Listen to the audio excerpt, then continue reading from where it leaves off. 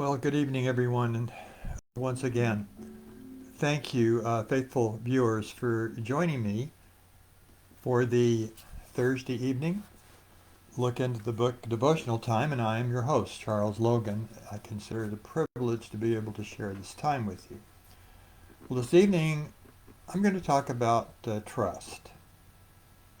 Trust, a necessary element in our social in our economic and spiritual lives, and yet one that can easily end up causing us to bear a trauma and sometimes long-lasting repercussions because of broken trust.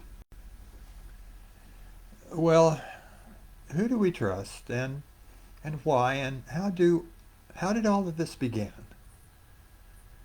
If you stop to think about it, we make multiple decisions on a daily basis based on our determination of trust.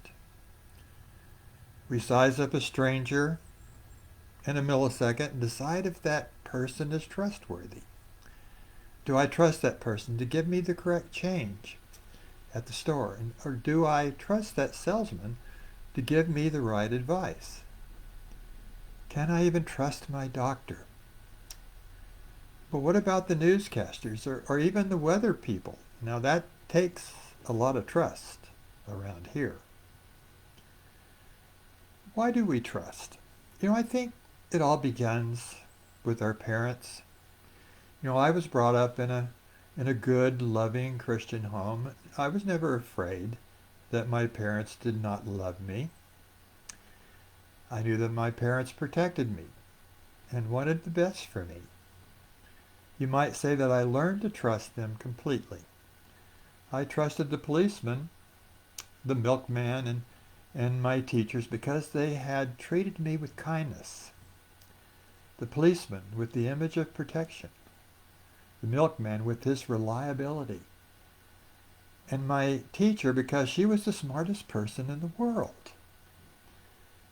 As I grew older, I was taught to trust God because I was told that He watched over us, that He was kind, He was my protector, and He saved me from the bad things in this world.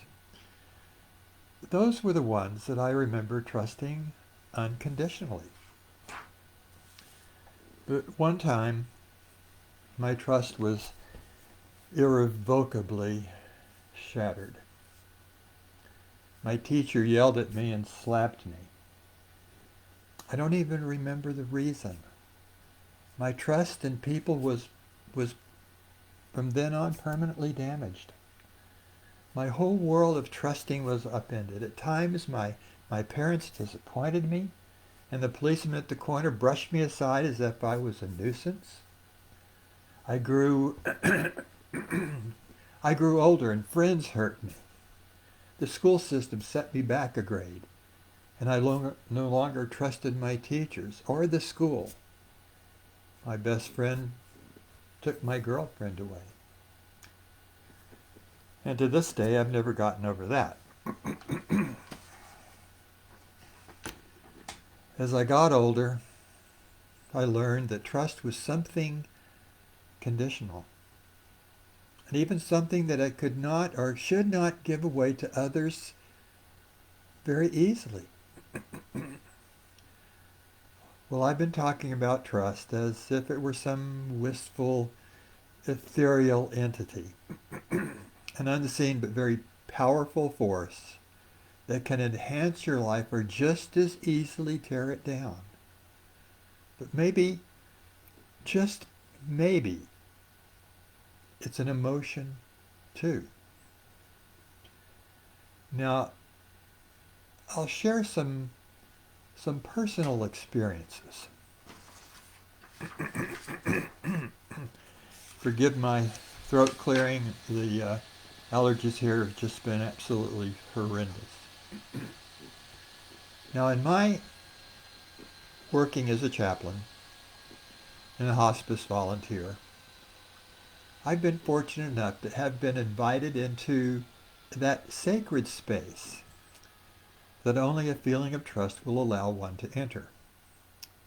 In my hospice work, that sacred space is the very private and the personal place in which the patient withdraws in their final journey to leave the earthly things and prepare for the spiritual. There may be a number of individuals who provide comfort and palliative services, but to make that patient's journey comfortable and pain-free as possible. But only a very small number of people can gain the trust of the patient and be allowed into that very sacred, personal, and spiritual place as the patient comes to terms with their own mortality. But there is another place that is restricted to only people who have proven their loyalty, their concern and compassion, and yes, love to be trusted in life as a lifelong companion. That is the place of lifelong marital commitment.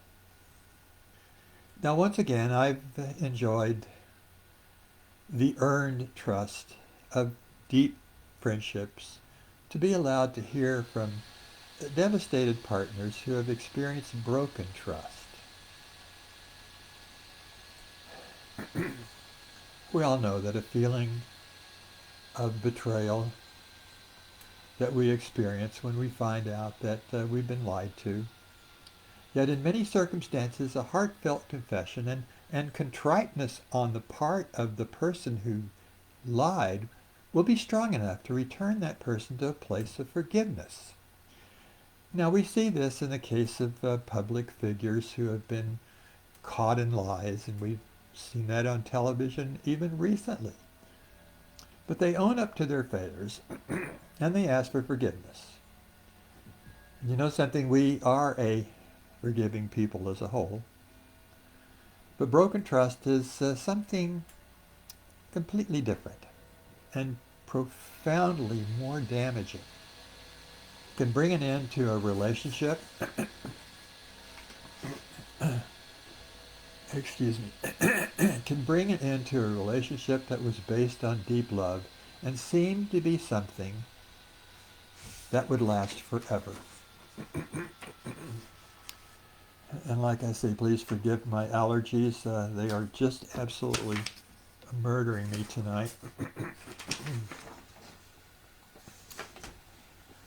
So here's an example. A loving couple who did everything together, socialized, went to church, were active in their community, and were an inspiration to other married couples because of their commitment to each other. From the outside, appeared to be unbreakable. After years of marriage, one of them passes away and leaves the other to grieve inconsolably. Their friends and church family gather around the survivor, and the close-knit family is there for support also. But the surviving spouse finds out things about their loved one after their death that casts a shadow of betrayal over the grief. Feelings of doubt and anger and sadness and questions about who that person really was enter the mind of the one who's left behind. Now, affection and love for that lifelong companion, best friend, and loving confidant are replaced with a feeling of shattered trust.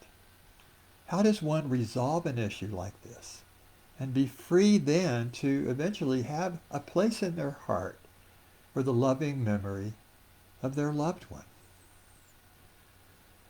Well, if you're a believer, then you know that in relationships, unconditional trust can only be found in one place. It's that relationship with a loving God who, through his Son Jesus, planned our salvation based on our trust in his forgiveness. So I believe that in any circumstance where our trust has been broken by the failure because of the imperfection of mankind, Our only source of peace is forgiveness. Now, it may take a long time to manifest, but it will bring lasting acceptance and, more importantly, understanding of that person that you thought that you knew. Now, I've found that there is a whole field of psychology dedicated to the element of trust.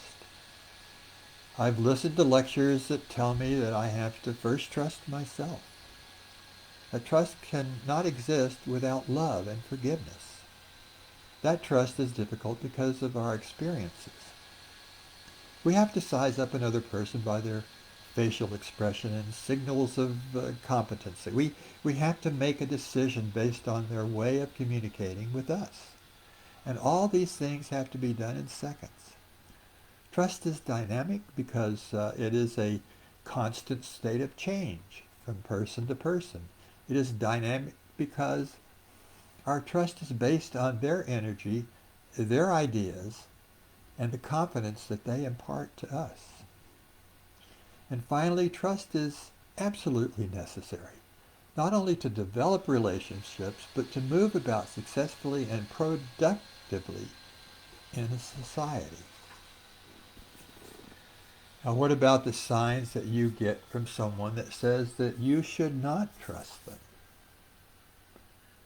We see the good in others, and we expect the same from them.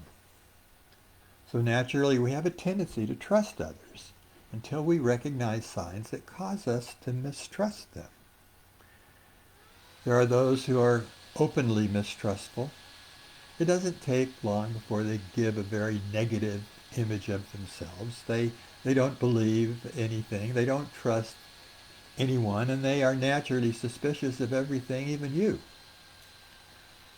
There are those who destroy your trust without thinking and then do not recognize the hurt. There are professional liars, people who would say anything to get to the advantage over you. Now, the older that we get, the more often we will experience the disappointment of betrayal by a friend or by trusting someone only to find out that they are scamming you, for instance. Perhaps you've been hurt deeply by a fellow church member, which means you mistrust the whole church scene. You might even become a victim of betrayal syndrome, which causes a jaundiced outlook on everything, resulting in depression and all of that, or even worse sometimes. But then you realize that you cannot exist in society without developing relationships based on mutual trust and respect. If you profess to be a Christ follower, there is even a greater responsibility to develop relationships based on love and faith and forgiveness. Look at it this way. Jesus says the greatest commandment next to loving God with all your heart is to love others. With a sincere love of others, the tendency to trust is still a very powerful emotion, but when that trust is broken, there is also a remedy to restore that broken trust. It doesn't need to be filed in the drawer marked permanent disappointment and irreparably broken relationships. As Christ followers, we have an obligation to try to restore those relationships, and how do we do that? Well, first of all, you might ask, how can I make someone trust me? The second thing that you learn is that you can't make someone trust you. That trust has to be earned. There are ways that you can earn it, though, and that is you may give trust before you take it. It is a give and take situation, and if you really want to repair that relationship and rebuild trust, you might have to give more than you take. One way is that you have to display loyalty. You have to stay in there for the good and the bad. You have to be sincere, and people are very sensitive to insincerity or condescending behavior. How about honesty? Honesty is always the best policy, and especially in relationships. Openness is a winner. Transparency will melt away the feelings that you are hiding something. It may take an apology when you think it should be the other's responsibility. That is where the all-important ability to forgive and love comes in. One must remember that not every broken relationship can be fixed, but our obligation is to try. There are so many other situations where trust or the lack of could be discussed. But once again, there is the betrayal of trust in marriage or within a family, the broken trust between you and your boss at work. And once again, that broken trust at church. And what about the trust that we have lost in our government leaders? Aside from all of this, though, there's one that fills all of the requisites for one that you can trust completely and unconditionally. Jesus said at his ascension, "And lo, I am with you, even to the ends of the earth." Now, the promise that God will never abandon us is echoed throughout the Old Testament as well as the New Testament. It is first recorded in Deuteronomy 31:6, where he says, "Be strong and courageous. Do not be afraid or tremble at them, for the Lord your God is the one who goes with you. He will not fail you or forsake you." It is repeated in Hebrews 13:5, which says, "Keep your lives free from the love of money, and be content with what you have, because God has said, 'Never will I leave you, never will I forsake you.'" And we trust in God's promises because he's loyal. 2 Thessalonians 3:3. He is sincere. 2 Corinthians 1:12. God is honest. Numbers 23:19. And God is authentic. Revelation 22:13. In conclusion, when you look at and compare the verses in Micah 7:5, chapter 7, verse 5, with John chapter 3, verse 16, the age of law and self-administered justice of an eye for an eye has thankfully and mercifully given way to the age of grace, forgiveness, and trust, and most importantly, love. Now, we're not going to change our instinct to look for the good in people, nor are we going to form an instant mistrust for people that we meet. I would hope and I would pray that as Christ followers, we give that all-important benefit of a doubt before making that first impression of judgment. Well, thank you once again, faithful viewers, for joining me this evening. Once again, apologize for the horrible winds around here that bring all these allergies to us. But I trust that you will find something of value from our time this evening, and I pray that God will bless each and every one of you. Once again, I'm your host, Charles Logan, wishing you a good evening until, Lord willing, we can get together again next Thursday. God bless.